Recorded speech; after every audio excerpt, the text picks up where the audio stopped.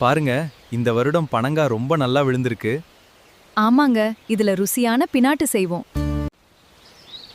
பாருங்க, பாரம்பரியமான பனங்காய் பினாட்டு எப்படி செய்வதென்று பார்க்கலாம். இது உடலுக்கு மிகவும் ஆரோக்கியமான பாரம்பரிய உணவு. முதலில் நன்றாக கழுவிக்கணும். சுத்தம்தான் சுவைக்கு முதல் காரணம்.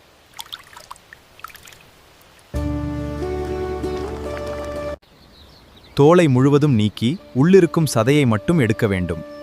இதிலிருந்து தான் சுவையான சாறு கிடைக்கும்.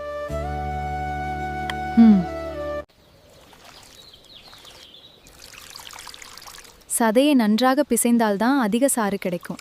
இந்த சாறு தான் பினாட்டின் முக்கியமான அடிப்படை. சாற்றை நன்றாக வடிகட்டினால்தான் மென்மையான பினாட்டு கிடைக்கும். சிறிய நார் கூட கலக்காமல் சுத்தமான சாற்றை மட்டும் எடுக்க வேண்டும். பாயில் லேசாக தேங்காய் எண்ணெய் தடவினால் பினாட்டு ஒட்டாது.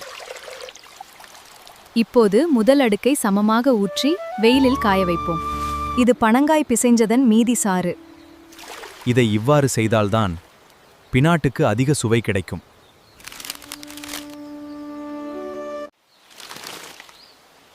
இன்று தண்ணீர் சேர்க்க மாட்டோம். நேற்று புளிக்க வைத்த இந்த நீரைத்தான் பயன்படுத்தி சாறு எடுக்க வேண்டும். முதல் அடுக்கு நன்றாக காய்ந்த பிறகுதான் இரண்டாவது அடுக்கை ஊற்ற வேண்டும். இப்படியே ஒவ்வொரு நாளும் ஒரு அடுக்காக சேர்த்தால்தான் நல்ல பினாட்டு கிடைக்கும்.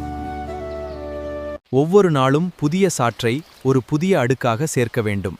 அவசரப்படாமல் ஒவ்வொரு அடுக்கும் முழுவதும் காய்ந்த பிறகுதான் அடுத்த அடுக்கை ஊற்ற வேண்டும்.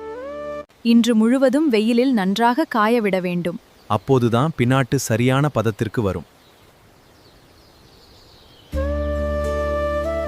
இப்போது மெல்லிய சதுர துண்டுகளாக வெட்டுவோம். சில துண்டுகளை சுருள் வடிவிலும் செய்தால் பார்க்க அழகாக இருக்கும்.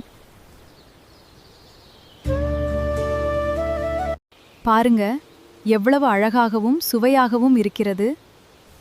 இதுதான் உண்மையான பாரம்பரிய பனங்காய் பினாட்டு. நீங்களும் இந்த பாரம்பரிய முறையில வீட்டிலேயே செய்து பாருங்கள். பனைமரம் நமக்கு ஆரோக்கியமான உணவு, இயற்கை வளம், வாழ்வாதாரம் தரும். அதை பாதுகாப்போம்.